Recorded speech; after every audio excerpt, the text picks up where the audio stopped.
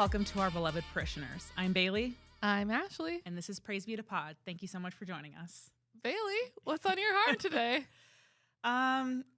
It's been a rough few weeks, and I had a kind of like a weird little experience happen that kind of not unraveled me, I should say, but it definitely made me feel like really crazy for a few days. Mm-hmm. This is a little bit of a background story. So I used to live in LA, and when I was in LA, I was always desperate for work because there's not as many legit full-time gigs. Mm-hmm. I was trying to get like writing gigs. And so anything that was like a personal assistant or nanny gig was all part-time, and you just kind of had to like bring all your part-time jobs together. So I was very desperate for work wherever I could get it. So I had a personal assistant job, and the person I worked for was very awesome, and they were always trying to help me find other work too because they, wanted to keep me in the city. So they connected me to this job posting that was like within the network of other personal assistants and in the industry. And they're like, oh, there's like a film director who is looking for an additional personal assistant. Mm-hmm. He has a few already, but he wants an additional one because he's very busy, I guess. So through that connection, I was able to set up an interview. So I went to the interview, and it was in a very nice house, or at least the outside looked nice, but inside it was not unnice. It was just so poorly decorated that it felt confusing to me. Like, why would you have this gorgeous almost mansion in Brentwood and dress it like a Midwest mom? Like, or decorate it, not dress it. So it was just like very confusing to me. But then once I was there, I figured out just from context clues that the person was recently divorced. So I think that their wife took all the good shit. So that's why it was kind of weird. So anyway, I was there waiting to be interviewed, and I was in kind of like this study area, and I overheard a little bit of the person who was being interviewed before me.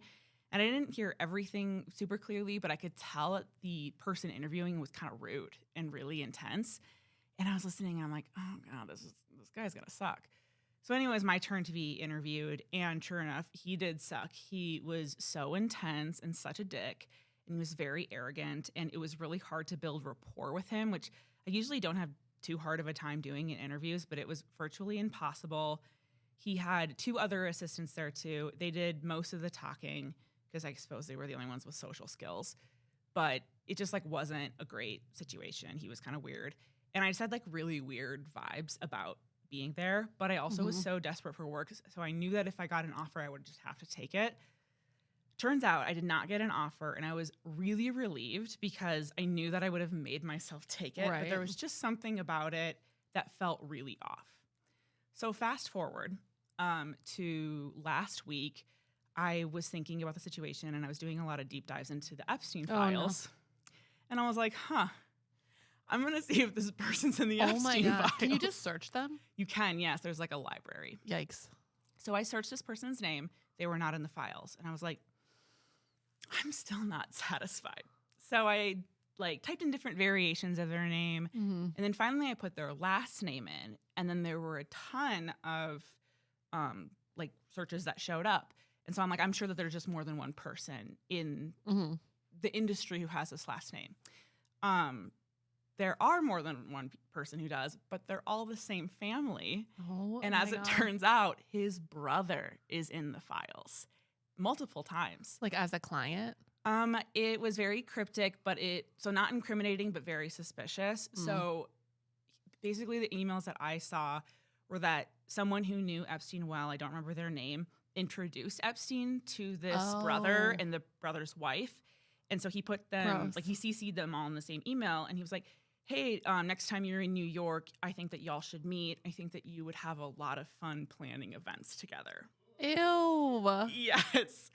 And then, it was so weird. And I just saw that, and I was like, what fucking devil on earth did I slowly escape from? Like, it was very, and that being said, this was not that long ago, so it would have been after the operation. Which is even worse, honestly. You think so? I think so. Because everyone knows about it by then? No, because like so many people knew how bad it was, but they were still complicit. Right.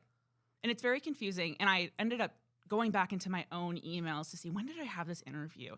And I ended up like looking it up, and I had the interview 10 days before Epstein's body was found in jail. Oh my God. And so there was like, in my mind, I'm like, oh, the operation may have been done, but there was so much shit happening at the same time. Oh, totally. And I'm just thinking about. I believe it's still going on somewhere. Oh, for sure. And I'm also just thinking about the optics of, that was so weird that there were just so many women working for this person I interviewed with. And they were all older, like, well, not like older, but like in their later 20s, but it was just so weird, like the dynamic that was there. And I don't think anything would have happened, but I do think that I would have maybe overheard some stuff. Like, you just never know what you would overhear. And in my mind, I'm like, I remember feeling so icky about it. And it reminded me how much we can trust our intuition. Yeah. And I'm like, I'm so glad I didn't get an offer to that job, because I know I would have taken it because I didn't trust myself. But my intuition. You were so young. Right. Yeah, And also, like, I was also always anxious. So being a little extra anxious in this house didn't really faze me, because. Like, oh, they're just rich. Right. Yeah. Exactly. So, and he was rude. So and I wouldn't even say that this person felt particularly creepy to me. They just felt really arrogant. Yeah. And it was also funny too, because at one point in time during the interview, I was asking him some questions, and he kept on telling me about how hard it was to work for him. Like, that he yelled at staff a lot. So you had to have really thick skin to work for him. And Sounds like Harvey Weinstein. I know. Well, it's funny because then he was like saying, and there's like there's going to be an NDA, which I was used to. But then I asked him, and because in my mind, I'm like, this guy literally thinks he's going to scare me into a job, which is so weird. So I asked him, I was like, thank you so much for letting me know what the challenges of this job are. What are some of the benefits that you would say there are to this job? And his answer was that he had a lot of meetings in his living room, and so I would be able to rub shoulders with very powerful people. That's what I told him. And I remember thinking, like, I was smart enough to know that just because you work for someone doesn't mean they're ever going to give you favors. Absolutely not. Like, if anything, it actually makes it worse, because they want to keep you as their worker instead of actually helping you get gigs in the industry. Like, the worst thing you can do if you want to be a writer is become a writer's assistant. 100%. And like, you're in that room and you're meeting famous people, but you're someone's assistant. Like, they don't see you as human. Right, exactly. And I just remember thinking, even at that time, where I'm like, how is that going to help me? Like, so I'm going to be fetching tea for Harvey Weinstein. Yeah, that's really going to like help me make moves in the industry. It was going to make me super popular. Yes, exactly. No, it's going to make people want to ruin my career, and so that I keep having to like work for them. So anyway, that's just what I've been thinking about, is wondering, like, what did I almost interact with? What has happened in that house? Oh my God. Anyway, glad I didn't get the job. Fair to spiral over that. Yeah. I mean, and that being said, I don't think I would have ever made a trip to the island. Obviously, I'm not saying that. It's more just like having proximity to that world. Like, what would you have seen or experienced? It's just so weird. Yeah. It's not a good position you want to be in. No, not at all. And it also puts people, like, there's a lot of names that are in the Epstein files of people who were assistants to people, and they're now like, oh my God, my name's in here. That's really scary. Like, so there's a lot that could have happened. But anyway, that's what has been on my heart lately. Also, on the topic, it's like so lame that they were just emailing all the time. It's a little like they were really hiding in plain sight with that one. On just Gmail. Yeah. Or Hotmail. Their cadence is so weird too, because they talk like middle schoolers planning a party where there's going to be drinking. Yeah, they're like loser boomers. I know. There's like no punctuation, and they're like, can't wait to hang out with you, Jeffrey Epstein, my best friend, on the island with all those underage women. Can't wait to hang out with you on December 21st at 3. Like, it's so weirdly lame. It's weirdly clear in a way that feels odd to me. It's so weird. Yeah. Just like such losers. Yeah.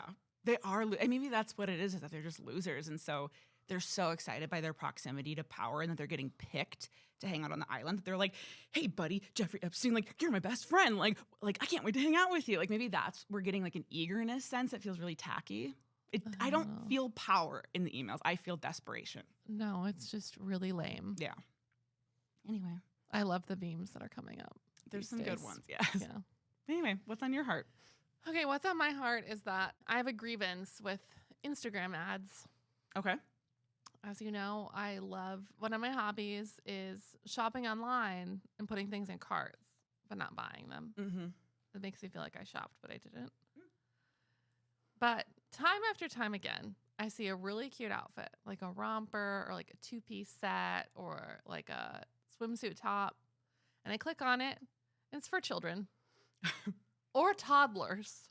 I have had that experience before with home decor specifically. Constantly. Well, you could buy the home decor. And I guess so. But yeah, I was like, why isn't this in my size? Why are you advertising this to me? I don't have a child. I'm not a child.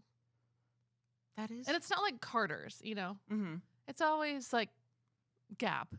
Yeah. Places that have both baby clothes and adult clothes. I noticed I was getting a lot more baby stuff in my algorithm when my sister and my best friend had a baby because I was talking about babies more. Is that maybe what it is? Like, are you having conversations about babies more? No, I think it's just a mean trick. Okay. The cutest outfit I could ever want. They're just doing a bait and switch. Yes. Got it. It's like, but I want the outfit. Yeah. And it's only for babies. It makes me so mad. Yeah. You know, when like old grandmas are like, do you have that in my size? Like to babies. Mm-hmm. That's how I feel every day. I'm so sorry. Thanks, Instagram. Okay, today's topic is codependency. So I have a game, and it's called Spiritual First Responder. Perfect. Okay, so we are going to be an evangelical emergency hotline. Mm-hmm. On these cards will be a caller describing a situation. You will decide how fast you would have intervened back before when you were an evangelical. Okay. And also before anyone asked us to intervene at all because we were codependent meddlers. Okay, so the intervention scale is 0, not my business, to 4, full spiritual intervention. Okay. An accountability partner meeting. Oh, God. Not an accountability meeting. Okay, so you have to pick a card. Okay. And this one is for me to answer. Okay. My friend says they're questioning hell. Ooh, not even an option, full spiritual intervention. You would have just number 4. Completely dove in there. Totally. And what would it have looked like for you to do that? Would you have had an intervention with them, sat them down, or called them immediately? What would that have looked like? I would have asked to have coffee with them. Oh, God. Not the famous coffee drink. Yep. And kept it really casual. And then if I felt more concerned, I would bring in their Christian roommate. Oh, no. Or their Bible study leader.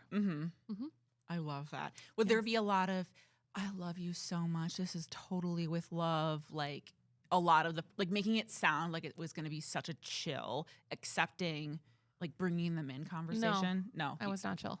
Oh, wow. Well, that's actually kind of refreshing because it always, whenever I was sat down for a conversation like that, it took me forever to realize I was being reprimanded. No, I wouldn't be reprimanding them. I would be like intensely questioning them and where they're going in life. Yeah. But there would be an obvious intensity to it where it took me forever to catch on that, oh, this person doesn't just want to spend time with me. They're trying to like the coffee date would be just spending time together and seeing how they're doing. I see. Yeah. And if it was clear that they were straying, then you'd have to raise the stakes. Yeah, then I'd raise the stakes. Okay. Okay, this one's for you, Bailee Boo. Love it. That works. Ooh, a couple moved in together. Okay, this would have fallen under the category of I don't care. Oh. I was very judgy about other things. I got really irritated when Christians judged other people like moving in together or dressing immodestly or something like that. To Progressive. me, I don't even know where it came from because there were plenty of other things that I judged. Don't get me wrong. I'm not saying I wasn't judgmental. That kind of stuff, I always felt protective over people like that. I don't know why. That's so lovely. I guess. But I mean, I feel like showed up in other ways. You have reaped what you sowed. Like you got to have a liberated life. Yeah, maybe. And I did not. You'll get there. All right, your turn. Well, I'm fine now. Also, so happy for you. I had to suffer a lot. Oh, this is of the same energy. They said they don't really feel convicted about sex before marriage. Instant intervention. Yeah. Number 4. Okay.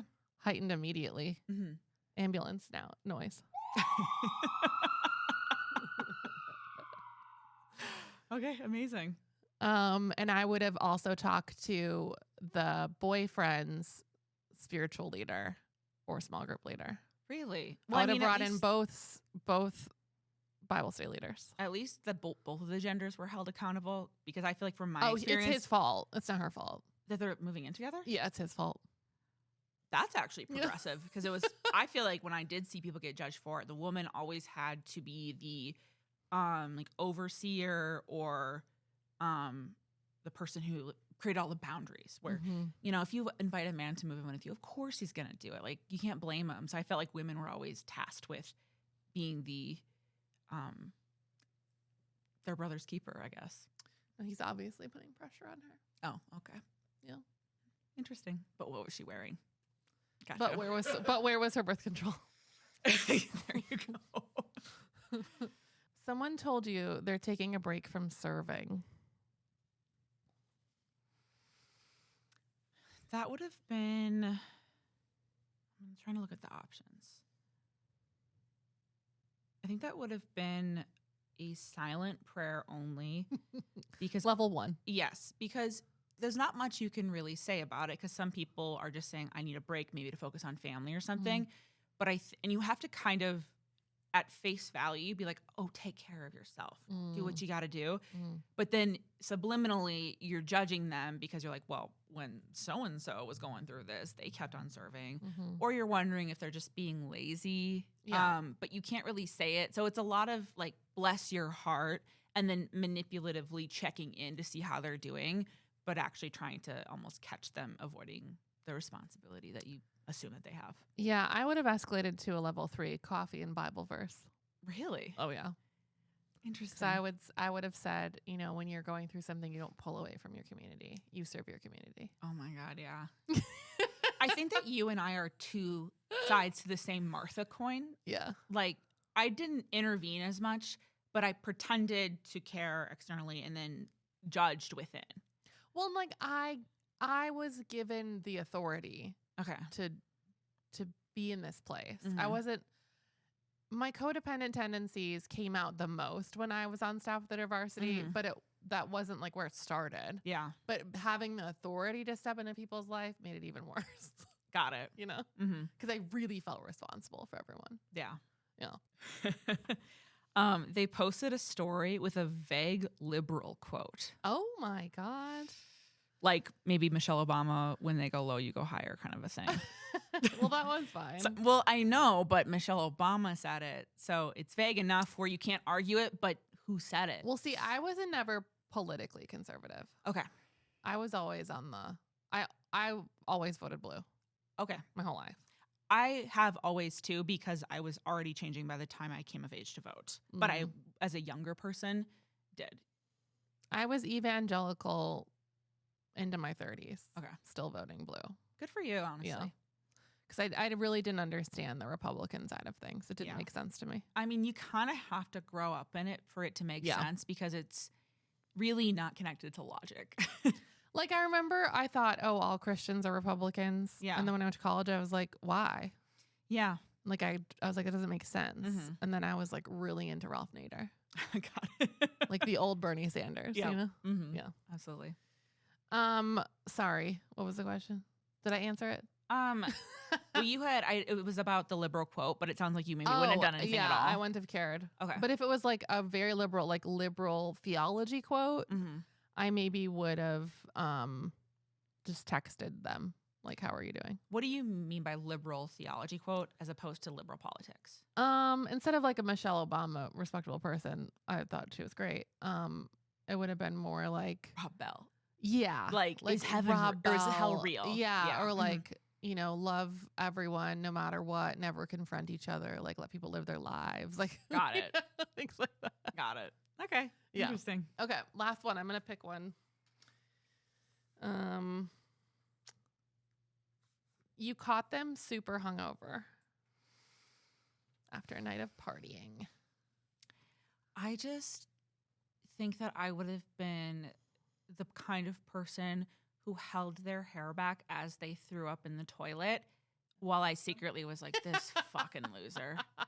So, which is, I want to be very clear. I think that is worse than actually confronting people, because that's very manipulative and it's luring people into a false sense of comfort while you secretly judge them. Like, I think that is the worst thing you can maybe do. And I did it. Interesting. Yeah.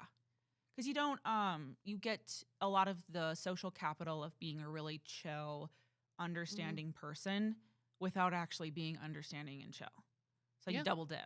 And that's, you can't have your cake and eat it too. Yeah. You know what I mean? And I double dipped. All right. Well, first time we played Spiritual First Responder, what do you think? I actually really liked that. That was fun. Okay. I was trying to not do this or that one again, you know? This is clever. Okay. So today we're going to talk about codependency, and codependency has many complex definitions. And the most simple one is codependency is what happens inside a person when their worth depends on being needed. So from what I've experienced, codependency typically has an overfunctioning person and an underfunctioning person in relationship with each other. Right. And I think that colloquially we typically associate it with the person who is needing more externally, who seems like they're very needy and helpless.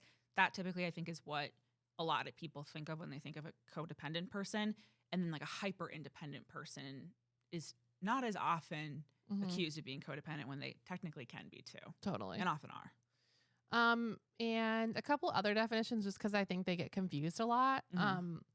Enmeshment, which I thought was enmeshment, but when I had to do the outline, it's enmeshment. Oh, I actually which didn't know I that didn't either. know. Yeah, I thought the same thing that you did. That's what happens inside a system when boundaries are discouraged and individuality feels unsafe. So that's more common in families. I'd say that's the biggest time that's used. Like if you're raised in an enmeshed family, like you're always all together, like you aren't allowed to have your own opinions, your own thoughts. Like everything is one hive mind type of thing. And it's both of these things, codependency and enmeshment, aren't really a problem until you leave the situation. That's when it becomes a problem. Interesting. And that's when things like really blow up and go crazy. Yeah. From what I experienced in evangelical culture, it truly creates an enmeshed environment, and that produces a lot of codependent people. Yes. So from my experience, we're constantly taught like keep each other accountable, have an accountability partner, confess your sin, don't have any secrets, tell everyone everything. Like these are the ideas that really got in my head. Yes. So when I dealt with like very personal, terrible things in my life, like abusive situations, I felt like such a bad person because I didn't want to talk about it all the time. Because I'd been told like so often, like to go on stage and confess it, or like go on stage and talk about it and let it be my testimony. And like, I'm not serving people with my testimony if I don't talk about everything that's ever happened to me. It was always like finding your most fucked up story to share from the stage. Yeah.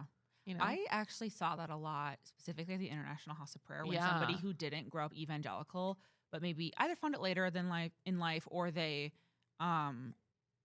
were Christian but of a different denomination or expression, they would be so shocked by all of the excessive vulnerability and expectation for being really transparent.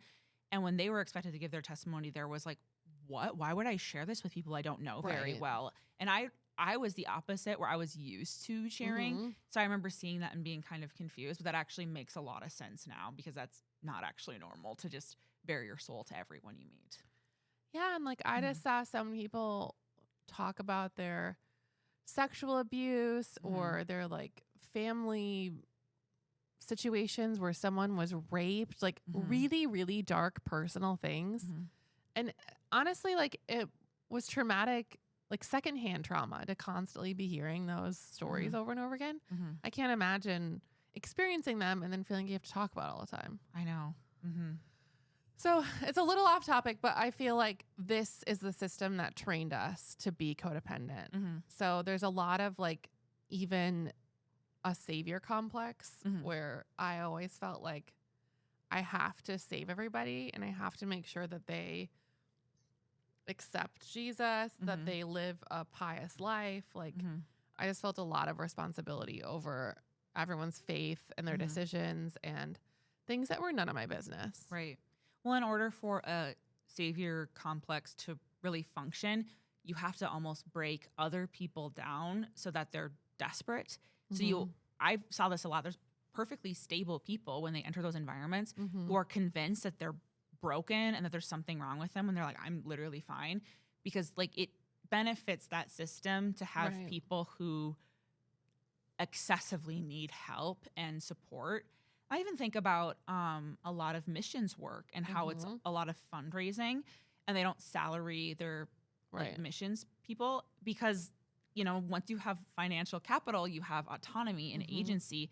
And if you put people in a dynamic where they're always in poverty, they're always waiting for somebody to bless them with money, so they're praying, you get them reliant on that high and low of desperation and then redemption, which makes people so interdependent on each other in a way that, like, to some extent is fine. Like, there's probably a little bit too much individualism in secular culture where you don't need anyone. And so there's a lot of barriers to relationships, but it's like heightened and really exploited in the church. Yeah. And I feel like that savior complex, like thinking that I'm the savior, there's also people who walk in and they're like, I want someone to save me. Yes. And then that's when it becomes codependent, obviously. Mm-hmm. So there's also like some theological ingredients that really feed this idea, like the idea that you have to die to yourself or lay down your life or be the Jesus that people need to see that day. And you really aren't allowed to ever be your human self. Yes. Like you have to be performing constantly. Yes. And constantly sacrificing. There's so much worth put on how much you are willing to sacrifice and lay down for people.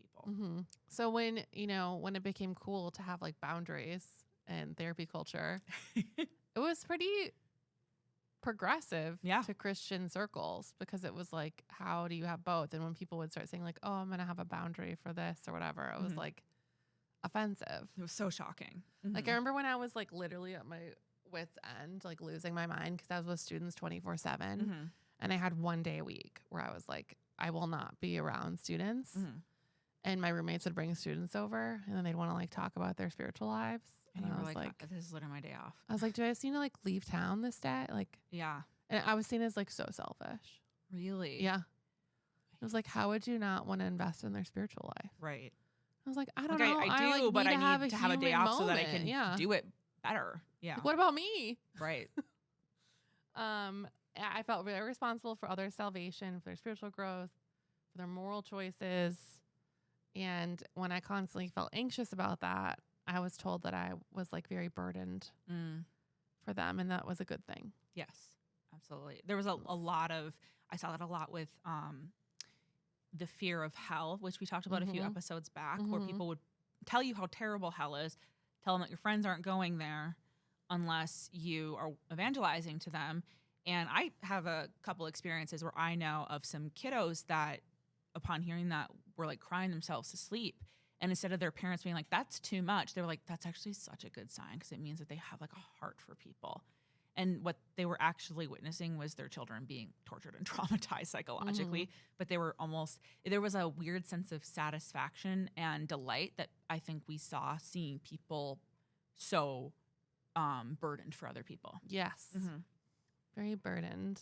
Okay, so like with the hell part about how like if you know that someone is going to hell, you have to stop it. Like I felt like once I knew something about somebody, I wasn't able to not act on it. Okay. Like I had to do like something. Compulsion for you? It almost felt like my job. So if I knew that this couple was like sleeping together, or I knew that, something like that. That was basically that. Yeah. Or I don't know, a lot of like gay stuff was going on all the time. Like secret confessions that people were, this is in quotes, struggling with homosexuality. Yeah, totally. Or like someone would tell me like, oh, my roommates have been doing it. And I hear them all the time. And you're like, now I have to do something about like, this. oh my God, they're in a Bible study. They're leaders. Yeah. So then I'd have to do something. And it was eternally important. Right. The stakes are so high. It's not even just about wanting to catch someone in the act. And I think that for some people there is an element of that for sure. Or that you think that you're like nosy. It's that the stakes are so high. And if they don't do this, they'll go to hell. And then that's on me. So there's an added incentive to being a busybody. Yeah, I feel like I wasn't into catching people. I just wanted everyone to stop. Okay. Like, I just wanted everyone to be their perfect little Bible study selves. Yeah. Mm-hmm. You know, and like want to save the world like I did. Mm-hmm. But in that world where like it's heaven or hell, it becomes like every decision everyone makes is cosmic. Yeah. And the results are catastrophic. Mm-hmm. So it was just like the weight of the world on my shoulders every day. Mm-hmm. And it made me insane. Oh, I'm sure it did. Yeah. And it made me such a meddler. Yeah. Like to the point where I really had like some serious meddling moments where I was like, I gotta stop. Mm-hmm.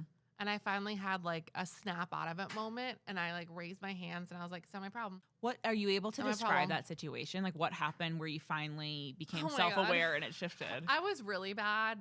I was like a really bad meddler, but I had this student that I was like uncomfortably close to. Mm-hmm.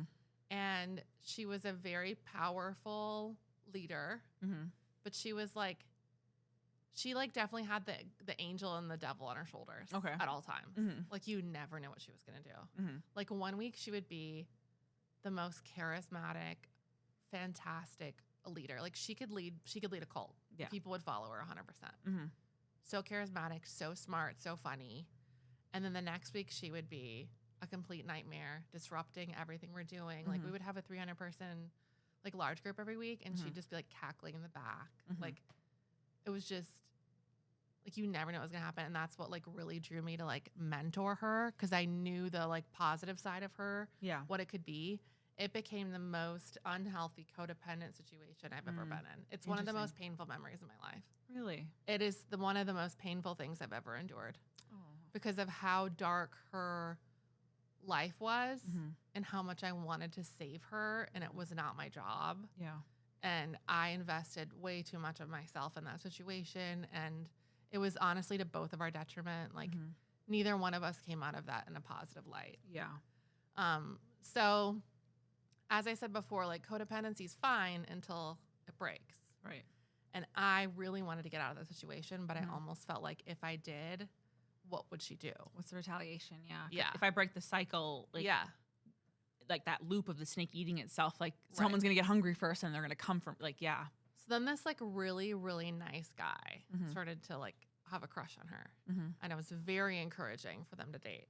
Cause I was like, cause you can slip out of it. Yeah. Maybe I get out. And so they did a little bit, but like obviously it blew up because it's not gonna work. Yeah. And then I wrote him, this is when I got meddling. I felt so sad for him because she was so mean to him. She like cheated on him and stuff. And and he was devastated because he had like really poured his heart into her. And I felt so responsible. Again, very unhealthy. This is how unhealthy I was. Yeah. I felt so responsible for their breakup. So I wrote him a letter. I wrote this man a letter. Oh my God, Ashley. Okay. And I said something like, she doesn't know how to love. She's incapable of love. It was so mean. Oh my God, Ashley. Yeah. I was like, it's not you. Yeah. It's her. She's incapable of loving anybody. And he got really mad at me because he was like, who are you? Like, I know what I'm doing. Like, I had a relationship with this person. You didn't. Like, what are you doing? And I was like, oh, how could he be mad? I was being so nice. Yeah. He shows her the letter. She fucking lost her mind. Oh I don't blame her. It was so mean. I was so mean. Yeah. Okay, so it like blew up everything. Like, I had no friends anymore. Like, I was like, I gotta just leave the situation. And my friends, we were all enmeshed. So I was just enmeshed in this. This was my friend group that were my students because I was like 2 years older than all of them. Who else was gonna be my friend? I didn't have any. So then I had to go find like the hippies in Flagstaff to be my friends instead of college students. You know, like it got really weird. And then I finally went to grad school and found grad school friends. Yeah. But, like most of the time I lived in Flagstaff, I was friends with just my students. And some of those people are still my friends today. Like that's just how it works when grad staff within varsity and you like start when you're 22. Yeah. But it's kind of weird. So, yeah. So then like I had to basically leave all the friends I had and like find new friends. Yeah. Because I was like, I can't be around her. Like I can't be around him. I ruined his life. I've ruined her life. I can't stop meddling with them. So I just need to separate myself. Like I'm out of control. Yeah. I have a problem. Like someone needs to meddle for me to make me stop. I'm curious. So when you kind of encouraged them to date because I want some space from this, and then you saw that she had been cheating and you felt like you needed to do something, what was the thought process you had? Because I'm thinking, like, why were you so invested in her being held responsible or being, like, I guess, dealt with when you were trying to, like, almost save her? Like, how I would imagine that would go down. And, like, I'm not saying that this is how it should have. I'm imagining you trying to convince him to be like, you have to forgive her. She's just broken. Like, trying to keep them together. No, like, she already blew it up. They were gone. Mm-hmm. And I no longer felt responsible for her. Okay. I was like, I'm free of her. Mm-hmm. But now I feel responsible for him. Oh, okay. So it just like, he's just like such a landed little, somewhere else. like, lovely boy. Yeah. And he's been terrorized. Yeah. Just like I was. And it's probably an extension of feeling like you have to clean up her mess. Like, you may have felt free of her, but now you still probably felt like you had to do damage control for the people or things she hurt. And I, like, felt akin to him because I was like, I know what it's like to be exploited by this nightmare in her web. Yeah. Like, and I want you to know it's not just you. Yeah. It's not your fault. Like, my intentions were kind, but that doesn't matter. Right. And I think that's what people say a lot. Like, that wasn't my intent. Like, this is why I love reality TV is I love watching people fight and I love seeing the psychology behind it. Yeah. That's a line people say all the time in reality TV. That wasn't my intention. Yeah. Doesn't matter. Right. It doesn't matter what intention was. It pissed me off. Yeah. Well, also, just because something was I believe that you think that that's not why you did it. Like, I believe that you don't think you're lying right now, but there is still like an ulterior motive that you have, but because you're not actually doing self-audits, you don't know why you did it. So that's the story you're successfully telling yourself. Because I'm like, oh, I just really care. And I'm like, do you care or do you feel like you have to be a hero? Like, those are very different things. Well, and like now, 15 years later, I can look back and think and see what you were actually doing. Yes. That was about me. That had nothing to do with either one of them. Like, I was trying to be the puppet master in everyone's life to make the right decisions and to be the least hurt.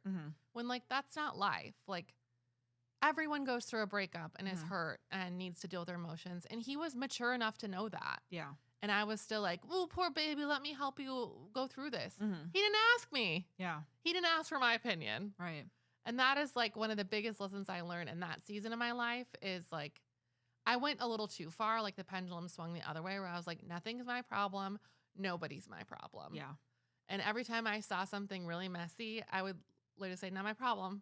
And you would just. And my friends were like, this is getting weird. Yeah. you still, like, you're still allowed to care about people. Yeah. And I was like, I can't. Yeah. Like, I'm just numb. Yeah. Like, I remember I, like, didn't cry for a year. I'm a big crier. Like, but I just had to be, like, completely numb to my emotions or, like, I would do it again. Yeah. I was like an addict. There was like a drama. A dam putting it back where you're like, I either have to not do it at all, or if I do it a little bit, the entire thing's going to flood. Yeah. It was like another drink. Yeah. Here I go, hitting the bottle hard. Yeah. That makes sense. It was wild. Yeah. So when, like, I talk about being a codependent, I'm the overfunctioning one who thinks I got to save everybody. Yeah. And I think that does come from being a Christian and being a Christian leader. Yeah. You know, like, that's what I've been told since I was, I don't know, in 4th grade. Like, oh, you got to shepherd your sheep. Yeah. Like, no one tells you how. They just tell you to go to coffee with everybody. Right. Or what? No, that's very true. At Hebrews. Hebrews. Higher Grounds Cafe. Higher Grounds. Oh my God, that's so What are awful. more? I don't know. There's so many more. There are. None of them are. You would instantly know it's Christian. Yep. It's always a pun on a Bible verse of some kind. What's the one in Minneapolis, though, that I was like, this is so Christian? We went there for brunch with Skip when we told her about Hope the podcast. Cafe? Oh, yeah. Yeah. So Christian. It is, yes. Yeah. No, it's very And I was like, I see that low-cut shirt on that man. Yep. I've So seen Christian. that V-neck in so many iterations before. Okay, I have a question for you because I have not really viewed myself as a codependent person, but now I'm wondering, I'm like thinking back about some of my tendencies, and I'm wondering if they are maybe like a more covert version of it. So here's kind of how I've seen myself navigate those situations. So as like an eldest daughter and pastor's kid, I felt like I was under a microscope and I was held to a higher standard.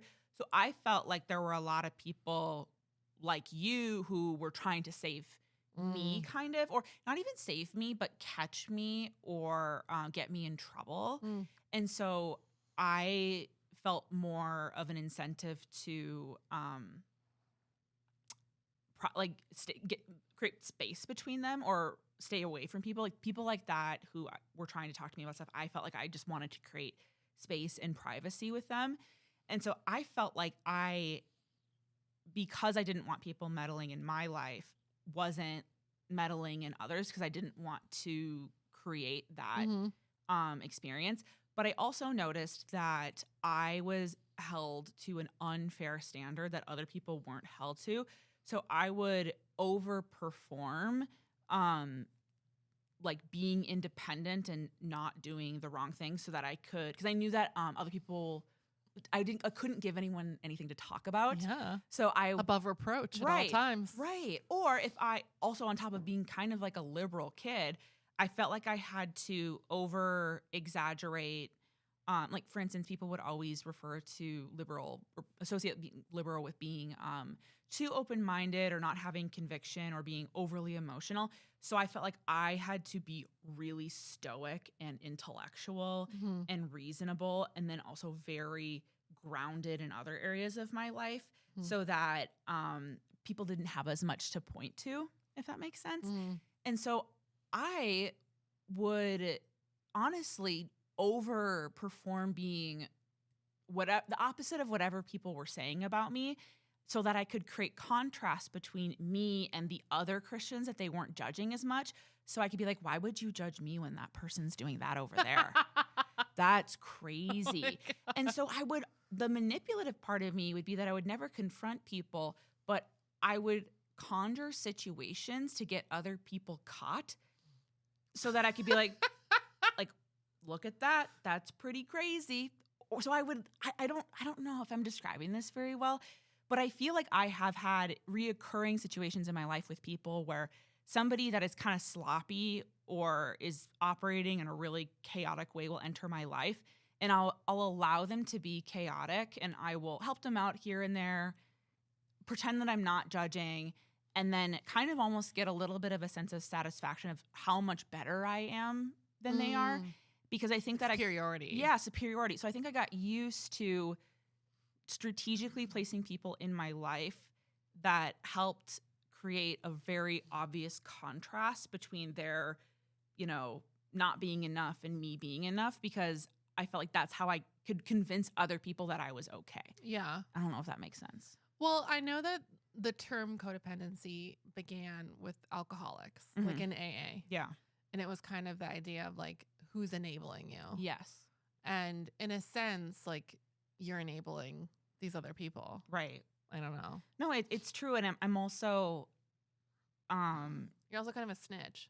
Yeah. And I wouldn't, no, it's true. I wasn't even necessarily telling on people, but I wasn't really protecting them. And I was delighting when they would get in trouble, because I think that people were always trying to get me in trouble, that it was just really nice when somebody else would get in trouble every once in a while. Well, like you have such a fear of getting in trouble. I do have a fear of getting in trouble because everyone always wanted me to get in trouble. Like everyone was always lurking. So I would almost place people who were more guilty in front of me as a distraction. I don't blame you, but who is lurking? It's crazy when you're a pastor's kid. Even the adults in the community really get excited about getting you in trouble. It's very strange. I don't understand what the incentive is. So they have something to tell your mom? Yes, and also like their own kids would be doing way worse things, and they would still want to tell on the pastor's kids. Like there would be a whole group of kids that would get in trouble or that would get caught doing something, and I would be the only one to get in trouble, even by people or adults who also had kids that were there. They loved to scapegoat me. I think that's what it was, is that I was a scapegoat. So I had to overperform to get people's gaze off of me. If that makes sense. Yeah, that's messed up. Yeah. I don't know if it's codependent. But I mean, it's... But I see what you're saying. Yeah. But it's also like it's like a weird codependence on your independence, because I'm surrounding myself with people that I don't truly admire or want to have genuine relationships and connections with, I'm surrounding myself with people that if I need to, I can throw under the bus so I can run away. If that makes sense. Which is pretty bad. And I don't have relations like that anymore in my life, but that I had to weed a lot of those out. Like a lot of people that I'm like, I don't really get anything out of this relationship. Yeah. Like, but I feel like, and I can't really even ask them because there's nothing I have that they have that I want or that would benefit me. Yeah. Yeah. Like I didn't ask for help a lot, not because I was trying to be independent, but I rather that I was like, what could that person possibly help me with? Every time they try to help me with something, I end up helping them more because they can't, when they get around me, they act like children who like need to be told to take one step in front of the other. Like it's very weird how baby-like certain people get when they're around me. Interesting. Because they just think you'll like overfunction for them. I think so. Or they just want to be told what to do.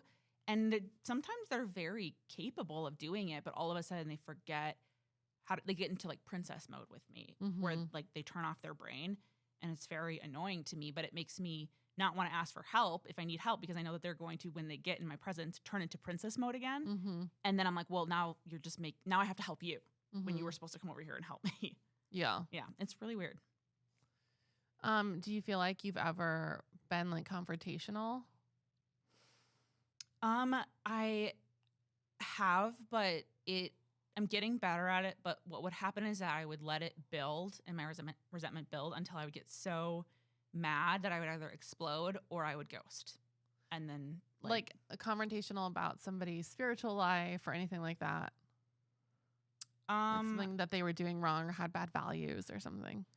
I really, mostly when I saw hypocrisy, but I still do that today. Like I'm obsessed with gotchaing like conservative Christians.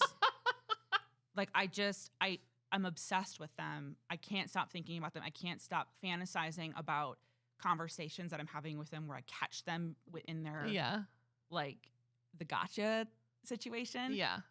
I'm still obsessed with them kind of in a weird way. Yeah. So those are the kind of, but I don't think that that's necessarily healthy because I wish I could just let them go and forget about them because they didn't matter anymore. No, I mean, I don't think any of this is healthy. Yeah, no, not at all. And the one I'm the most obsessed with right now is Erica Kirk. Oh my God. She's the easiest to gotcha. Yeah, she is. She's so full of shit. She's almost too easy though. And she has those terrifying eyeballs. She does have some weird eyeballs, that's for sure. Oh man. She just like will say something and then someone will show a clip of her doing the opposite. Yeah. It's great. She to me is so obvious that she's not somebody I think about too much because of how ridiculous she is. Yeah. I usually think about people who, like I'm trying to think of somebody.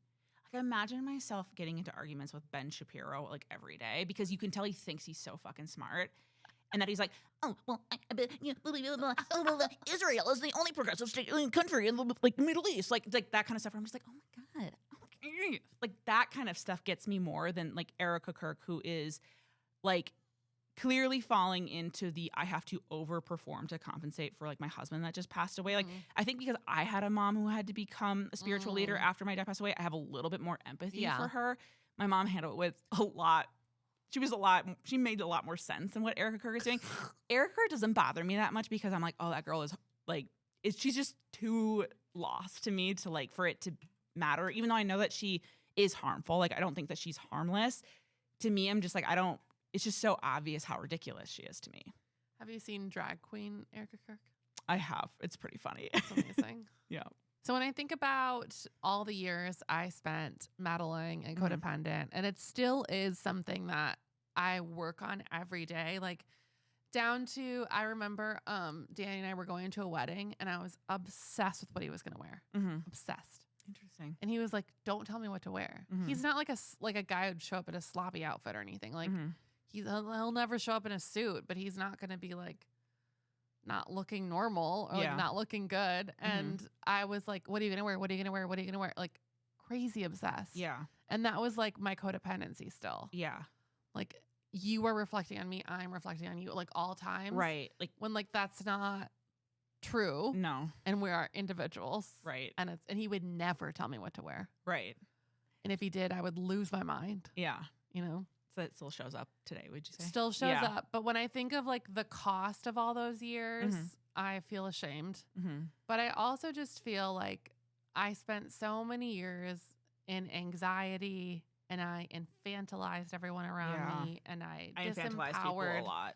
Yeah, like I disempowered all these people to like make mistakes and learn from them and think that like me talking to them will save them from their quote unquote temptations. Yeah. You know? But when you think about like what it costs you, what do you think of? Yeah. You know, one of the things or the aspects of my life that has really helped me see the problem that I had and start healing it is the friends that I have now, because I finally have friends that have something to offer me and who are better at certain things than me and who contribute to my life. Yeah. And I can contribute to theirs. And so I've been able to see how a more healthy friendship looks like. Like I'm not rescuing my friends. Like I help them with things and then they help me with things. It's just like normal friendship. Yeah. And there's also unique gifts and qualities that they have that they are able to offer me that I am just going to have to accept because I can't even offer them that same thing because they're better at X, Y, and Z than me. And that has been really great. And one of the things I think it's shown me is I put a lot of my identity in being like, I think I had a bit of a savior complex, or not so much that I felt like I wanted to change people, but rather that I wanted people to be impressed with me. And I wanted to like stand out as being an exceptional person. And so I wouldn't even really feel that inclined to confront people about their issues because when people fucked up, all it did was make me look better. And that's really lonely because you don't actually get to be truly seen and held by people. I've seen this show up a lot. Like you're not vulnerable. You're not vulnerable, right? And you also, you end up, attracting people into your life where if you get exhausted and you're like, I can't do this anymore, you don't have anyone to lean on because you've created this community and army of people who are not used to you needing anything. So this happened a lot actually in dating, where I would start dating people that I was like, how do I say this without sounding like an asshole? Dramatically out of their league in every area. and I'm not trying to That's true. You know what I mean? Yeah. Where it's like, they wouldn't have like a stable job. They would live with their parents and like those things happen, but I would be overperforming in every area. And I really got excited by how impressed they were with me and how excited they were and how I felt like I was kind of being worshiped. And so I really liked that feeling, but then like they would never be somebody who would have capacity when I would need to talk to someone about a problem. And what would happen is that I would be dating someone for a while and then all of a sudden I would need help with something like genuinely, and I had never asked them for help for anything. Yeah. And then I would be like, you got to ask your boyfriend. Like, that's what he's there for. Like, don't be someone who pretends they don't need help. And I'm like, yeah, no, I'll ask them. And like clockwork, I would ask them, and all of a sudden they'd be like, wait, what? Like, they would like absolutely crumble finding out that I'm a person that also needs help. Yeah. And I would be like, see, this is why no one ever wants to help me. The moment I ask for help, they never, like no one's ever there. And it was true that I was technically asking for help, but it was after I had already created the toxic pattern of it being established that I didn't need help. And so which is a very lonely experience. Right. And then also those people who you think will never leave you because you're so much better with them, they absolutely will every fucking time. Like 100%. There is nothing worse than getting dumped by the most pathetic man you've ever met in your life. I know. I've been there. And you think that you're gonna not because you think there's no way like they're gonna, and no, it's actually, it gives them like an insane complex where they think they're so cool. Yeah. And they're like, well, I got this chick, I can do even better. And it's like, you were already ahead, dude. Right. Like take the W. Right. Well, and you always, the thing I always would say is like, oh, they're not like emotionally available. But the truth is that like I wasn't emotionally available. Right. Like neither of us were. So we were always, they were looking for someone that didn't need anything from them so that they could just continue being baby boy. I was looking for someone who was baby boy so that I could keep being like this more powerful person. Neither of us knew each other. And we were both like reinforcing it. I just got to look a little bit more like the good one because on paper I looked more appropriate, I think. Yeah. But it was still like I was still strategically, it was subconscious, but I was still specifically letting people into my life that I wasn't really that impressed with.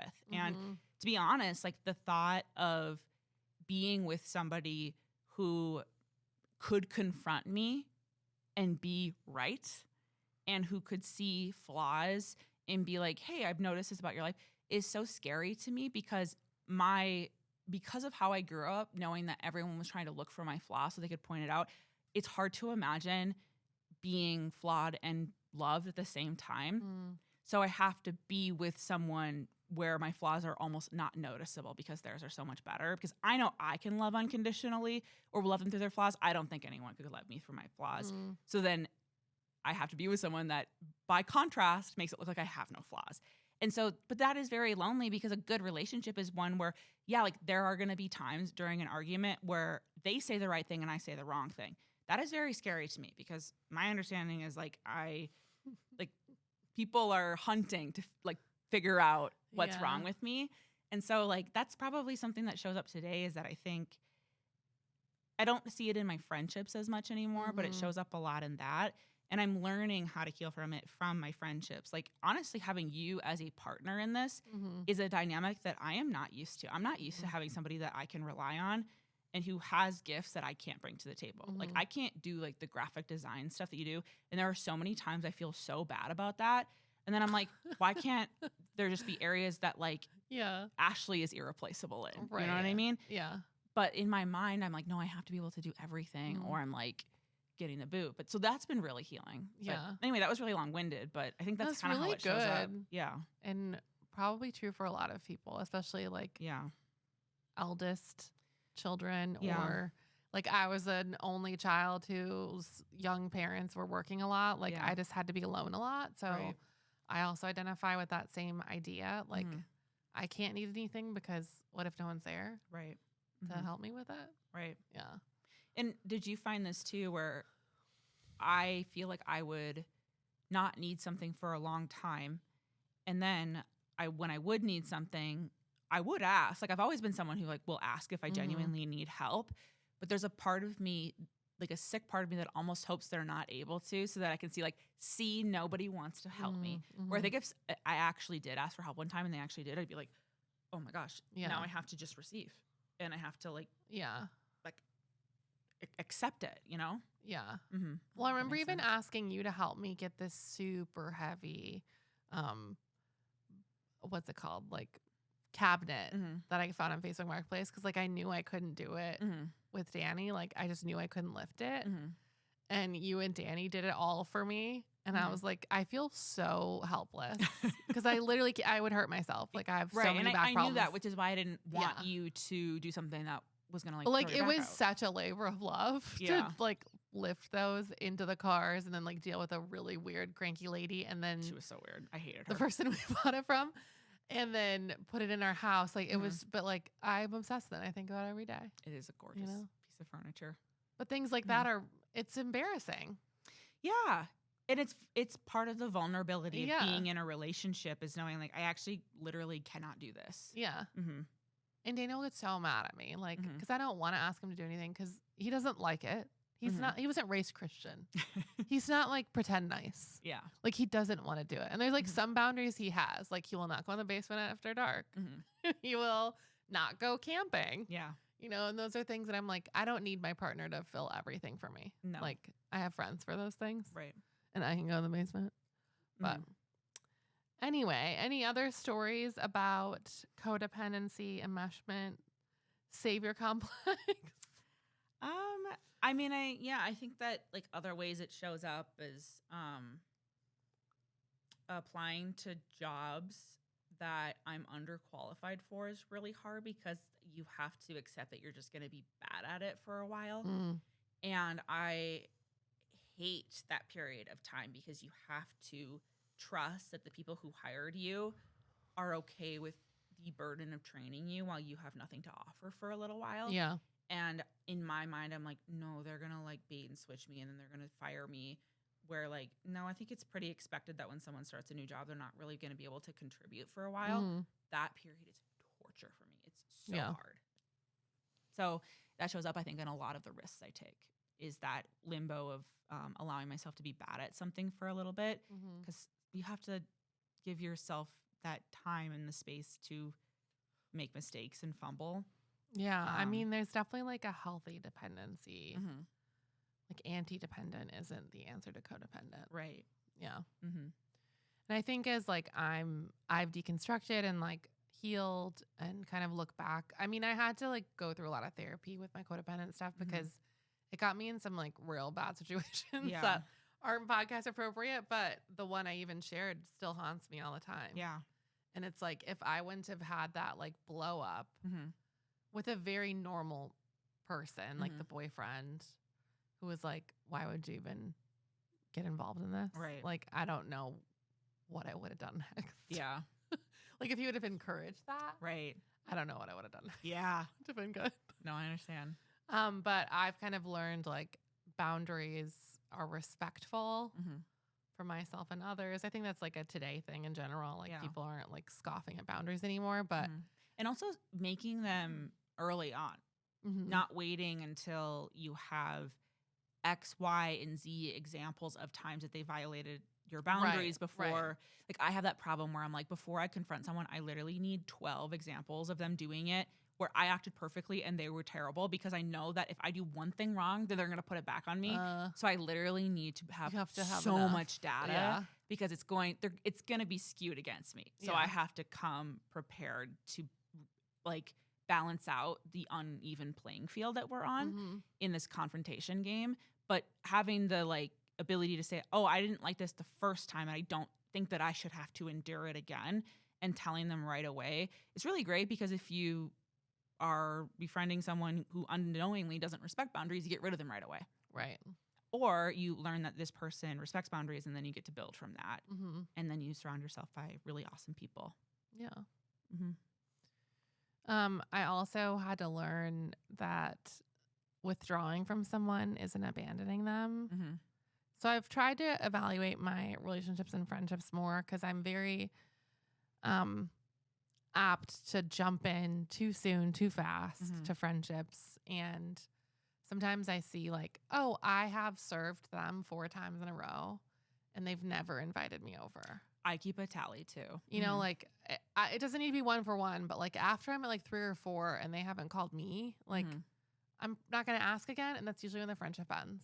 Yeah. And it's like really disappointing, but like at least I can, and then I still feel guilty. I know. But I need to learn, like, you know, I've called them 4 times in a row. Yeah. They've never called me or texted me out of the blue. So I'm just going to wait, see when they text me or call me. Yeah. Never heard from them again. Yeah. And there is like a healthy level of that, because I don't think that keeping score is always bad. I think that it helps you not get taken advantage of, because you can like kind of check in and be like, has this person also invested in the well that we're both pulling from, or is it just me? I actually think that that's helpful. And also it can get to a point where you're so mistrusting of people, where you're like, okay, well, I'm not double texting. Like I'm not doing the first thing. That balance is really hard. Yeah. It just helps me like have kind of a cadence of like, I'm over functioning right now. Yeah. And I don't need to keep doing this. Right. Or like, I'm getting nothing from this relationship. I'm giving a lot. Yeah. And I'm over functioning. Like I'm going to take a step back, see if they reach out. And if they don't, then it wasn't mutual. Right. I was overstepping. I see. Yeah. You know, like they were just being polite by answering my texts. Like, right. They don't want to be a friend either. It's hard to in Minnesota, because it takes a little bit to realize that someone doesn't like you, because they will act really pleasant and they'll kind of carrot dangle a little bit in terms of like, if you want to hang out, they'll be like, oh yeah, like maybe soon or whatever. Like, and then you have to be like, oh, this has never happened. It might not happen, because they're not going to say specifically, no, I do not want to hang out with you. Yeah. Let's be like, oh yeah, later, maybe. Yeah. So you have to get really good at let me check my schedule. Like recognizing cues and stuff. Yeah. Okay, so the 3 practical things to walk away with that I wish I would have known when I was 25. In my heart, not just the words, but don't give unsolicited advice. That is a hard one. But I think I've gotten there. let people fail without rescuing them. To a certain point. You can step in at some point. And separate empathy from responsibility. Yep. So I'm naturally a very empathetic person. Sometimes it keeps me awake at night, like thinking about what's going on in our city and like, do I need to ruin my life to serve the city? Probably not. But like I can do a few things and show empathy to people that are going through a hard time. Do you have anything to add?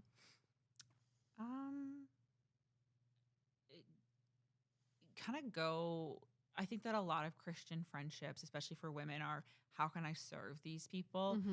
And I think that by default, a lot of other people, specifically men, are not told to do that. They're actually more conditioned to like, how much can I take from this person? And so in order to let the pendulum swing a little bit more in the opposite way, I think it's helpful if you have this problem to think more about what you want out of a friendship. Like if you're somebody who like, know if this advice is for you or not. Like if you're somebody who takes a lot, don't listen to this and be like, oh, I guess I can keep taking. And I know some people fucking will because like people love to find advice that doesn't apply to them so they can keep reinforcing bad habits. But if you're somebody who looks at dating like, friendship, like you're being a missionary or that you are going to, be this amazing Christian figure in their life or you're going to like help them get out of the situation. It's like, you're not really getting anything out of that friendship. And like, how is that helpful? Like, I wouldn't want to be friends with someone who got nothing out of a relationship with me. Like nobody wins in that situation. So you don't need to approach friendship like you're doing someone a favor or doing God a favor maybe. I feel like I've gotten to the point where I have such independent friends that sometimes I'm like, are you ever going to ask me to help you? But that's kind of where my friends are right now, where we love to help each other and we love to not ask each other for help. And so we're always looking for ways to sneakily help. Like when I am driving somewhere with my friends, I don't even have to ask for gas to be Venmo'd to me. We're always just trying to stay on top of not taking advantage of each other. Yeah. And so like, it's kind of one of the nice things about being in a friend group with independent people is that you're always like, everyone is trying to help each other. Yeah. And no one's asking for help. So you're anticipating needs of each other. And that's kind of nice too. Yeah. All right. Well, I'm going to wrap us up here. Before that, I want everyone to remember that we are collecting and asking for advice. So send us a DM on Instagram or email us at praisebetopod@gmail.com so we can build our solicited advice episode. If you want advice, please ask. So blessed are the listeners, for they maintain healthy, balanced, and mutually supportive relationships. You can find us on praisebetopod.com on the web and praisebetopod on TikTok, Instagram, Threads, Patreon, and YouTube. It is finished. Bye.